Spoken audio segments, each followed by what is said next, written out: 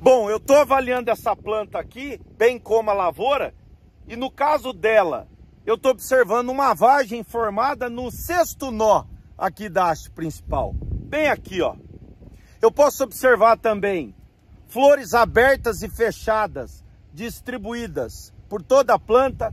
Posso observar a formação de vagens com 5 milímetros, ou seja, canivetinhos distribuídos por toda a haste principal. E agora, como eu defino fase fenológica em uma situação como essa, em uma planta e uma lavoura apresentando essas características? Além disso, eu posso observar no mesmo nó, no mesmo local da planta, flor fechada, flor aberta, flor abortada, canivetinho. Como isso é possível? Diferentes estruturas em diferentes fases no mesmo nó. Todas essas dúvidas, todos esses questionamentos, todo esse tipo de pensamento é comum no dia a dia para quem está no campo. Eu ouço com frequência produtor me perguntar por que isso acontece. Eu vejo alguns agrônomos, alguns amigos, e eu mesmo tenho dúvida em alguns momentos de como as plantas se desenvolvem. E é exatamente por isso que eu estou aqui no campo, de olho na planta, trazendo a fenologia para você de uma forma que você nunca viu. Por que eu digo isso, a fenologia de uma forma que você nunca viu? Porque essas observações, informações que eu trago para você sobre a planta, são coisas que você pode aplicar na sua realidade, no seu dia a dia. Conforme você está no campo, conforme você vive a realidade do campo. Ou seja, são coisas práticas, é a técnica junto com a prática, é a informação aplicada, é a informação que te permite ter maior relação com o produtor. Afinal de contas, o agrônomo, o técnico orienta, o produtor maneja e a planta produz. Então vem comigo, vamos continuar a nossa conversa sobre fenologia de uma forma que você nunca viu. Soja em R3, essa é a nossa conversa de hoje. Hoje eu vou falar contigo sobre a fase R3, denominada de início de frutificação da soja. Já já eu vou falar para você como é que a gente caracteriza essa fase. Eu só quero lembrar você do esquema 1-2-4-1. Lembra dele? 1-2-4-1. Eu comecei a falar com você sobre esse esquema no vídeo sobre R1, que está aqui no meu canal.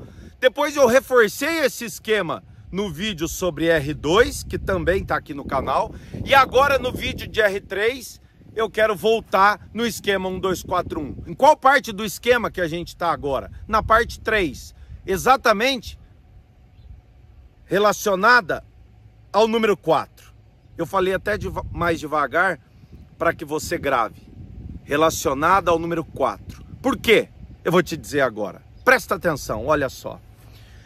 Em R3, eu não vou olhar mais. Numa fase como essa, que eu tenho flor aberta, flor fechada, em diferentes locais, vagem formada no terço médio inferior, canivetinha aberta em cima, eu não vou olhar mais apenas para os 2 últimos nós. A partir de agora, eu vou olhar para os 4 últimos nós da planta com trifólio completamente desenvolvido. Então vem comigo. Esse trifólio é o mais novinho, mas os bordos dele ainda não se descolaram, então eu descarto ele. Ok. Esse trifólio aqui, ó, tem os bordos descolados. Isso significa que o de baixo, exatamente esse, está completamente desenvolvido. Então eu vou repetir. Esse trifólio não tem os bordos descolados ainda, então eu olho para esse que já tem. Se esse aqui tem os bordos descolados, e é o mais novo com os bordos descolados, significa que esse trifólio aqui está completamente desenvolvido. Se esse trifólio está completamente desenvolvido, esse nó aqui é um nó maduro. Aí eu olho. 1, 2, 3, 4. Sempre na haste principal. 4 nós maduros, ou seja, nós com trifólios completamente desenvolvidos. Tenho uma vagem de 5 milímetros, uma única vagem de 5 milímetros, num dos 4 últimos nós da haste principal com trifólio completamente desenvolvido, R3. Aqui eu tenho até mais do que uma vagem de 5 milímetros, eu tenho até mais de um canivetinho num dos 4. Porém, se eu tivesse vindo alguns dias antes e encontrasse apenas um, eu já podia dizer R3. Eu sempre olho para a haste principal e trago o esquema 1, 2, 4, 1, ainda mais uma fase como essa, dando ênfase ao número 4, para deixar claro para você a caracterização do R3. Primeiro eu trouxe a denominação da fase. Agora eu trago para você a caracterização da fase. É importante você conhecer a denominação e é importante você conhecer a caracterização. Agora, vamos continuar nossa conversa e falar um pouco mais sobre o que está acontecendo com a planta em uma fase como essa. Fica aqui comigo. O estádio de R3 é muito importante na definição do número de vagens por metro quadrado. Número de vagens por metro quadrado, um dos 3 componentes de rendimento da cultura da soja. E olha só, o número de vagens por metro quadrado como componente de rendimento, por ordem de prioridade, é o mais importante, é o que mais limita a sua produtividade. O que eu estou querendo dizer de forma bem prática? Se faltar vagens por metro quadrado, se faltar vagens na tua área, isso vai limitar a tua produtividade. E você tem que estar atento a isso. Você tem que estar de olho nesse componente de rendimento.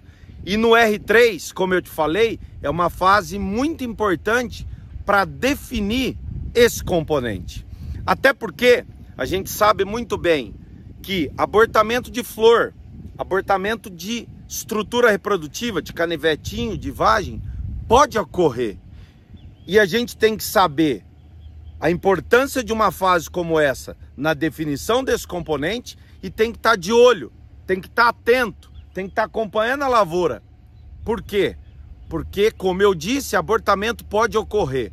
Porém, ele não pode ocorrer numa intensidade que te prejudique a produtividade. Ele não pode ocorrer numa intensidade que limite muito a tua produtividade. E é exatamente por isso que eu estou dando tanta ênfase nesse componente nesse momento. Tá claro para você? Tem como compensar abortamento de vagem? Cuidado. Por quê? Porque essa questão de compensação do abortamento de vagens, ela é restrita. Porque os outros 2 componentes de rendimento, que são o número de grãos por vagem e peso de grãos, que poderiam compensar esse primeiro componente, eu estou chamando de primeiro pela questão que eu te trouxe de ordem de prioridade, esses outros 2 componentes têm seus limites máximos geneticamente determinados. Ah, então, Salvati, que isso significa que semeando esse determinado cultivar, como ele tem uma característica geneticamente determinada, eu vou obter isso no campo? Não necessariamente, porque o ambiente influencia, a gente sabe que influencia muito.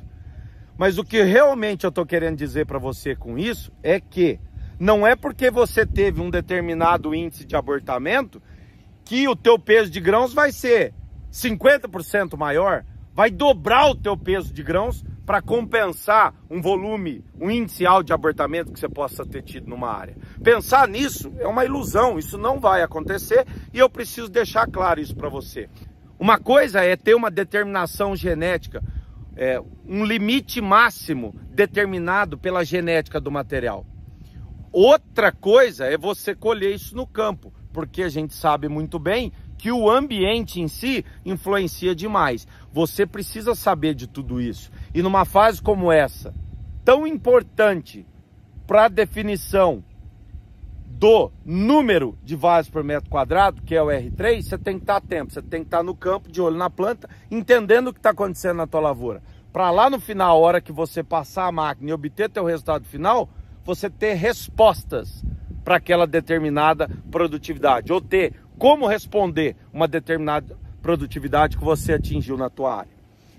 Algo prático que eu quero trazer para você dessa fase é o seguinte: é comum da gente ver florar e frutificar ao mesmo tempo. É comum, isso está acontecendo aqui nessa planta exatamente agora. Então olha só, de 7 a 15 dias depois do início do florescimento, se inicia a frutificação. Estou falando de forma geral. E aí é importante você saber que no início da frutificação, que é exatamente essa fase, o R3, as velocidades de florescimento e de frutificação são semelhantes.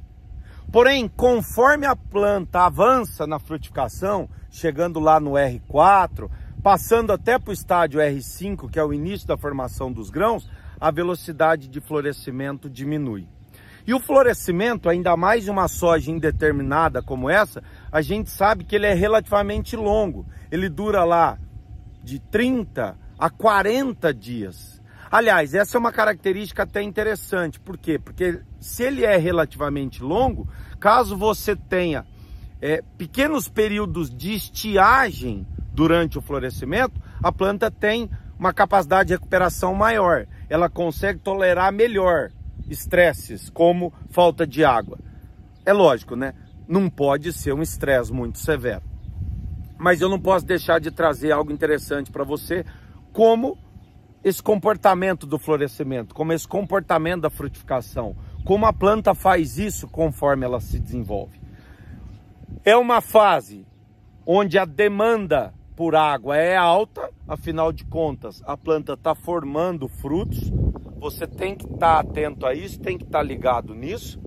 E agora eu quero trazer para você algumas sugestões de manejo. Monitore insetos, doenças numa fase como essa e maneje se necessário. Por quê? Porque numa fase como essa aqui, percevejo, por exemplo, a literatura traz, os trabalhos mostram, a partir de R3 eu tenho dano econômico, caso eu tiver um ataque de percevejo acima do aceitável. Portanto, você não pode bobear. Você tem que estar no campo de olho em praga, tem que estar de olho em doença. De novo, nessa fase de R3, se necessário, você tem que fazer pulverização com inseticida, tem que fazer pulverização com fungicida. Outro ponto importante, você precisa estar de olho na planta para ver a disponibilidade de água. Como a planta está se comportando e quanto de água tem disponível para ela. Porque eu falei agora há pouco para você que é uma fase de grande demanda por água. E na minha opinião vale a pena continuar o manejo nutricional e o manejo fisiológico da lavoura. Eu trabalho nutrição ao longo do ciclo, porque eu acredito que quanto melhor a gente nutre a planta e faz o acompanhamento da planta, melhor é o nosso resultado final. E em muitos casos eu faço pulverizações com foco na nutrição, com foco na fisiologia, no funcionamento da planta, numa fase como essa de R3. Tudo isso vai te ajudar a ter um resultado melhor lá no final. Bom monitoramento, bom acompanhamento da lavoura, entrada na hora certa. Vamos lá, vamos até relembrar o conceito 4C da fertilidade. Dose certa, fonte certa, época certa, local certo. Fazer as coisas na hora certa, bem feitas, é o que mais vai te garantir um bom resultado lá no final, na hora que você for colher. Fechou? Era sobre isso que eu queria falar hoje com você. Pensando na fase R3 da cultura da soja, espero que tenha sido útil, que eu tenha conseguido trazer para você uma nova forma de pensar na fenologia, uma nova forma de pensar no desenvolvimento da tua lavoura. E vamos lá, continua aqui comigo. Hoje a gente falou sobre o R3. Entrei na primeira fase que compõe a parte 3, né, do esquema. Afinal de contas, numa fase como essa, em R3, em R4, em R5, em R6, eu vou estar de olho aqui com você nos últimos 4 nós da haste principal com tripfólio completamente desenvolvido. Tamo junto! Chama na reação, compartilha esse vídeo, se inscreve no canal. E vamos junto, dar cada vez mais força para esse movimento. Por quê? Porque estando aqui de olho na planta, nós temos mais chance de colocar mais dinheiro no bolso. Afinal de contas, você maneja melhor aquilo que conhece. Fui!